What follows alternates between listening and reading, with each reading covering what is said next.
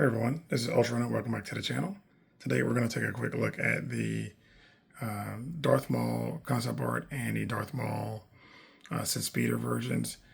The Darth Maul concept art is the Star Wars Celebration exclusive slipcover, and so I did hold out for that one just because it wasn't much more, and I didn't mind paying a little bit more to get the Japanese exclusive version from Star Wars Celebration. I did the same thing with my Anakin, or I guess technically the Darth Vader Sith Apprentice. I was gonna do that for the Darth Vader Duel Effect, but for some reason, like they want $200 more, for in the aftermarket essentially, because you can't buy the Japanese exclusive version anywhere, domestically. But they really want like $200 more, and I wouldn't really willing to pay $200 for literally for a slipcover. But the reason I wanted to kind of talk to these two guys today because one, there's been a lot of talk about what's definitive, and as a new collector to Hot Toys that started in December, there's a lot of YouTubers will talk about, oh, hey, well, if you have a version, you have to have this version's the definitive. And for me, I just want to know, like, well, who determines what's definitive, and what's definitive even mean? Because if it means that I have to have a certain version before my collection is whole or complete or whatever the case may be, I think that's a little weird. Because I'll show you guys real quick, like my display. So for like this portion of my display, you can see the Darth Vader Sith Apprentice. This is the Japanese exclusive version, and then the Dual Effect Vader. And that's just the one I got from Sideshow. So this stuff is going to have some pretty cool changes to it, but I also do have the Dark Empire Luke coming, and that's going to be my only version of Luke. And, from talking to a lot of the, watching a lot of the YouTubers, talking back and forth online, everybody always says, well, you have to have a definitive version.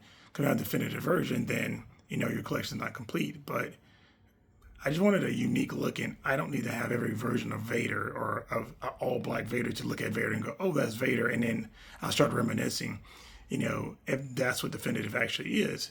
But I wanted to look at these Darth Mauls specifically because these Darth Mauls are really a good example of why the talk around definitive means so much. All right, now that I got them unpacked, kind of got them side by side, and you guys can just take a quick look and see. Essentially, it's a pretty stark difference in those two figures, how they look. I mean, of course, they're both Maul, but one is super familiar and one isn't. But I'll tell you, I know the camera's showing this as yellow, but this is really more of like I guess like a yellowish brown more than it is actually yellow. I don't, I think it's just probably the lighting that's causing it to pop that much. But I mean, in the grand scheme of things, if you had this Maul on your shelf and that's the only Maul you had, people would say, okay, well, you got the definitive version of Maul. But what if you had this guy on your shelf? Is that the definitive version? And most people will tell you, no, you have to have a different one. You can't have more than one. You have to have at least two. This can't be your only guy. And a few big YouTubers have really said that. And as a new collector, I kind of started just kind of going like, why is that the case? Why don't I need to have multiple versions? Unless it's somebody I like. Now, for example, with Boba Fett, you guys know, if you watch my channel at any time, that's my favorite fictional character of all time in any media at all. So, I've got my favorite look for him, which is Disney era, even though I grew up and I'm old enough to have watched Empire Strikes Back in the theaters. Then the 2-pack here, which is the Tython Boba and then the Tusken Boba. And of course, those two are just so crazy slept on because that's amazing figures. You got the Arena Boba, and then of course you got the ESB, and I've got them all mismatched with, some of the different parts, just so he's more unique. When it comes to Captain America, same thing. I know I'm waiting on the stealth suit to come in. I do have that on pre-order. And then whatever other ones they drop. And as soon as Ahsoka comes, I'm picking up the Padawan version of her. I'm picking up, well, actually, I guess she should be shipping soon. The Padawan version, the Ahsoka the White, and I also have Ahsoka from Clone Wars, which is right here. So, and yeah, I do have an arms bent because, I mean, honestly, let's be real. I'm not a big fan of museum poses, exclusively, and especially on somebody that's dynamic like Ahsoka. And even for Cap, I have the concept art cap, which is probably, honestly, to be honest, my favorite cap I have. And this is with the in-game head sculpt, which is the same thing as the 2020 to 2012 cap head sculpt.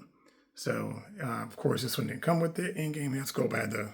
I just took the head sculpt from this guy here, because I wanted him called up and just put it on him. And I mean, that like is just crazy good. But again, if you only had one Boba Fett in your collection and it was this guy here, is that not definitive? Because, I mean, at the end of the day, what is definitive? Is it this is the absolute version of him or of a character, or is definitive from the most recognizable medium? Like for Boba Fett, most people think, or would say probably Empire Strikes Back. It's probably the definitive Boba Fett. But if I only had this Tusken one here, if I sat and looked at him, would I not think about everything that Boba Fett's in? Is that what I'm trying to do? I'm trying to reminisce. It's about nostalgia. So to me, it started kind of clicking, and I really started to look at what I was picking up. And, same thing with my caps. My first ever Hot Toys was the Captain America Falcon version, Sam Wilson. Just because I really liked that suit. I wasn't trying to collect Hot Toys. I just thought that was just probably the most impressive figure I'd ever seen. So I decided, you know what? Let me go ahead and pick that up. And I got it for a really, really, really good deal. Way cheaper than Hot Toys actually sells for.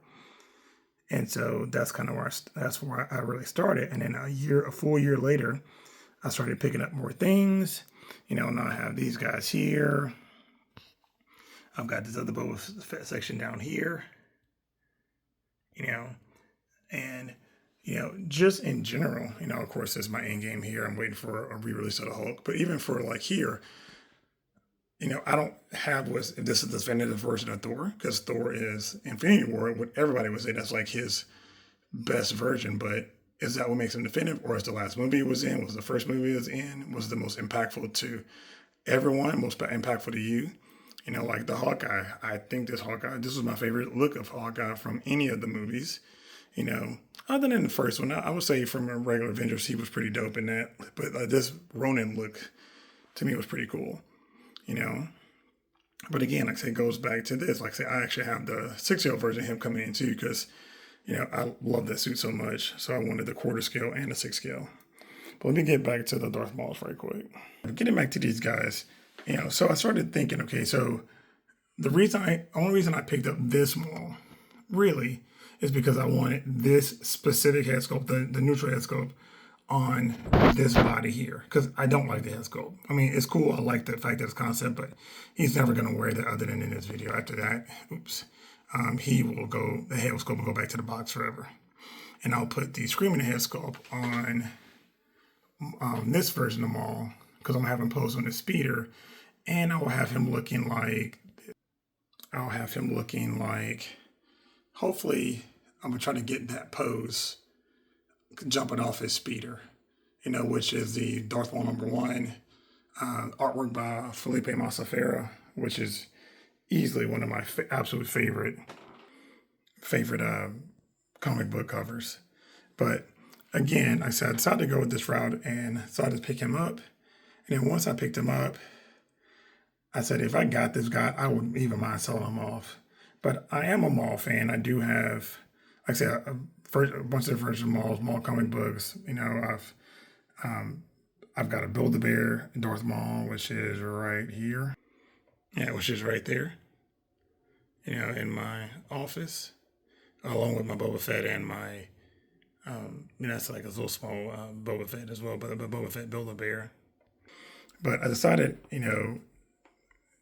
I do like Maul enough to get more than one version of him. Granted, my favorite version is the Clone Wars, and I was going to use this guy in conjunction with my Clone Wars display, because right now I have the Ahsoka with Rex and 3 of the 332nd, including Vaughn, and I was going to mirror that on the other side of the display with Maul and Savage, and then two of the Mandalorian Super Commandos. And I don't know who was going to be in the middle.